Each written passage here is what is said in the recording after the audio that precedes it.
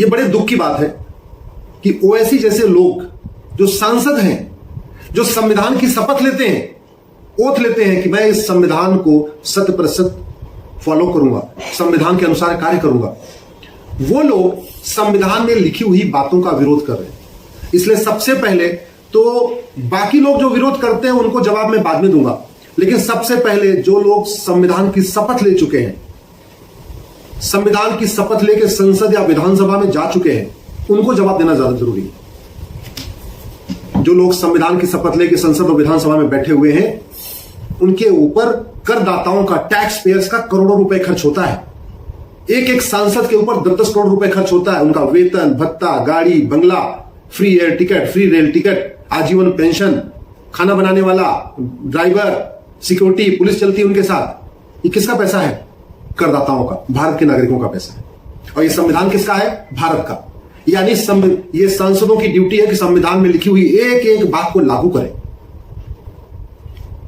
बाबा साहब अंबेडकर ने कहा था कि समान नागरिक संहिता संविधान की आत्मा है। लोहिया जी ने कहते थे कि संविधान, पर्सनल लॉ खत्म करो, अंग्रेजी कानून खत्म करो, समान नागरिक संहिता लागू करो। अंग्रेजों ने डिवाइड एंड रूल के अंतर्गत पारसी के लिए अलग कानून बनाया, क्रिश्चियन के लिए अलग कानून बनाया, मुस्लिम के लिए अलग कानून बनाया अपने जाने से पहले। बाद में नेहरू जी ने वो काम आगे बढ़ा दिया, हिंदुओं के लिए कानून बना दिया। तो आज की डेट में कहने को संविधान है, संविधान का मतलब संविधान, ऐसा विधान जो सबके लिए समान रूप से लागू हो, उसको कहते हैं संविधान। लेकिन प्रैक्टिकली आज की डेट में भारत में बहुविधान चल रहा है। हिंदू का अलग विधान, मुस्लिम का अलग विधान, पारसी का अलग विधान, ईसाई का अलग विधान। अब जब प्रधानमंत्री जी ने कहा है कि एक परिवार में 2 कानून नहीं चलेंगे, इसका स्वागत करने की बजाय, उनको धन्यवाद देने की बजाय ओवैसी जैसे कुछ लोग इसका विरोध कर रहे हैं। तो सबसे पहले तो मैं ओवैसी जी को ओपन चैलेंज करता हूं, मिस्टर ओवैसी, आप किस दिन हमसे लाइव डिबेट करेंगे? मैं आपको लाइव डिबेट के लिए, ओपन डिबेट के लिए चैलेंज करता हूं। जगह आप तय कर लीजिए, समय आप तय कर लीजिए, कौन सा एंकर हमसे और आपसे सवाल पूछेगा वो भी आप तय कर लीजिए, ऑडियंस सामने कौन होगी वो भी आप तय कर लीजिए, चैनल कौन सा होगा वो भी आप तय कर लीजिए। मैं आपसे ओपन डिबेट करना चाहता हूं। टाइम, प्लेस, एंकर, ऑडियंस सब आप तय कर लीजिए। एक बार देश को पता चलना चाहिए कि किस तरीके से आप संविधान की शपथ लेकर झूठ बोलते हैं, किस तरीके से आप संविधान की शपथ लेकर लोगों को मिसलीड करते हैं। ये यूसीसी, इससे हिंदुओं को क्या फायदा भैया? हिंदुओं को एक फायदा नहीं है। वास्तव में यूसीसी का 100% फायदा जो मिलना है वो हमारी मुस्लिम बेटियों को मिलना है। यूसीसी आएगा, शादी विवाह की उम्र एक समान हो जाएगी, 20 साल होगी, 18 साल होगी, 21 साल होगी, जो भी होगी सबके लिए एक समान होगी। फायदा किसको मिलेगा? मुस्लिम बेटियों को, जिनकी निकाह की उम्र आज भी 9 साल चल रही है। 18 हिंदुओं में तो शादी विवाह की जो मिनिमम एज है 18 साल है। लड़के की 21 होती है, लड़की की 18 होती है। तो अगर 20 साल हो भी गया शादी विवाह की उम्र, उसमें क्या फर्क पड़ा? ऑलरेडी है। सबसे ज्यादा फायदा तो मुस्लिम बेटियों को मिलेगा। शादी का रजिस्ट्रेशन कंपल्सरी हो जाएगा यूसीसी आने से, सबसे ज्यादा फायदा किसको मिलेगा? मुस्लिम बेटियों को मिलेगा। तलाक का ग्राउंड और तलाक लेने की प्रक्रिया एक हो जाएगी। हिंदुओं को कोई फायदा नहीं है। हिंदू, जैन, बौद्ध, सिख में आज भी जो डिवोर्स होता है, तलाक होता है, वो कोर्ट के जरिए होता है, ऐसे मौखिक रूप से नहीं होता। तो फायदा किसको मिला? मुस्लिम बेटियों को। क्यों? क्योंकि आज भी ट्रिपल तलाक भले खत्म हो गया, तलाके हसन चल रहा है, तलाके एहसान चल रहा है, तलाके बाइन चल रहा है, तलाके किनाया चल रहा है। तो जब ग्राउंड्स ऑफ डिवोर्स कॉमन हो जाएगा, प्रोसीजर ऑफ डिवोर्स कॉमन हो जाएगा, सबके लिए जो ग्राउंड होगा, अगर नपुंसकता के आधार पर तलाक होगा तो सबके लिए कॉमन ग्राउंड होगा। बाचपन के आधार पर अगर डिवोर्स हो सकता है तो सबके लिए वो कॉमन ग्राउंड होगा। अगर कोड होने पे तलाक हो सकता है, सबके लिए कॉमन ग्राउंड होगा। जो भी ग्राउंड होगा डिवोर्स लेने का वो सबका कॉमन होगा, और जो भी प्रोसीजर होगा वो सबका कॉमन होगा। तो फायदा किसको हुआ? सबसे ज्यादा फायदा मुस्लिम बेटियों को हुआ, जो आज भी, जिनको कि व्हाट्सएप के जरिए, ईमेल के जरिए, कुरियर के जरिए, स्पीड पोस्ट के जरिए, पोस्ट ऑफिस के जरिए, लोगों के जरिए चिट्ठी लिख के भेज दिया जाता है, भाई चिट्ठी दे के आओ, लड़की के बाप को चिट्ठी दे के आ जाओ, हो गया। ऐसे 3 चिट्ठी भेज दिया तलाक। भाई ट्रिपल तलाक में तलाक एक बार कहना था, तलाक हसन, तलाक बाइन, तलाक किनाया, 30 दिन का अंतर देना, यही तो करना है। लेकिन है तो वो भी एक तरफा।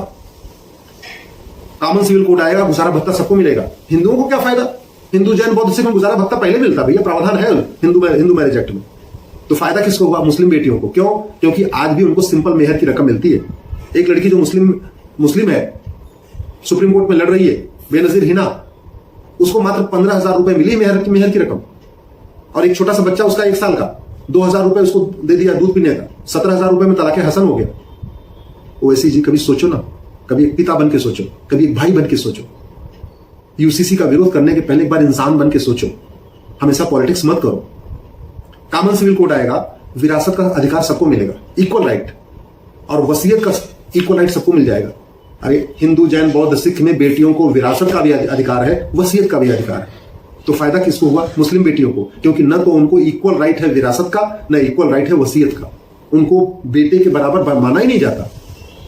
तो फायदा इसलिए मुस्लिम बेटियों को हुआ ना। कॉमन सिविल कोड आएगा तो गोद लेने का अधिकार सबको मिल जाएगा।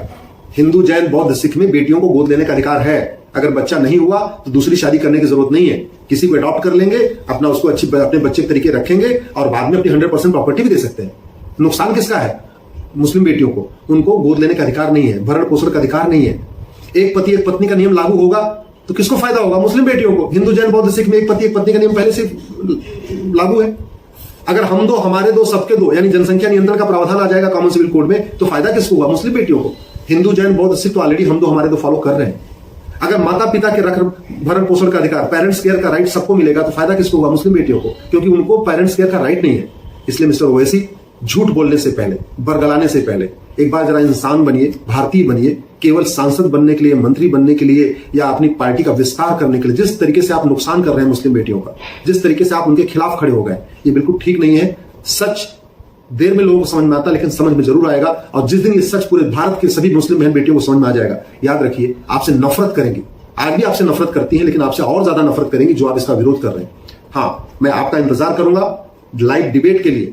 अब आपको तय करना है, जगह भी आपको तय करना, स्थान भी आपको तय करना, समय भी आपको तय करना, दिन भी आपको तय करना, एंकर भी आपको ही तय करना है, चैनल भी आपको आप ही को तय करना है, ऑडियंस भी आपकी होगी। मैं तो अकेले आऊंगा, आपसे डिबेट करूंगा। एक बार भारत को पता तो चले कि आप कितना ज्यादा देश के साथ खिलवाड़ कर रहे हैं, समाज के साथ खिलवाड़ कर रहे हैं, और आप कितने मुस्लिम विरोधी हैं, ये भी मैं आपको लाइव डिबेट में पूरे देश को बताऊंगा।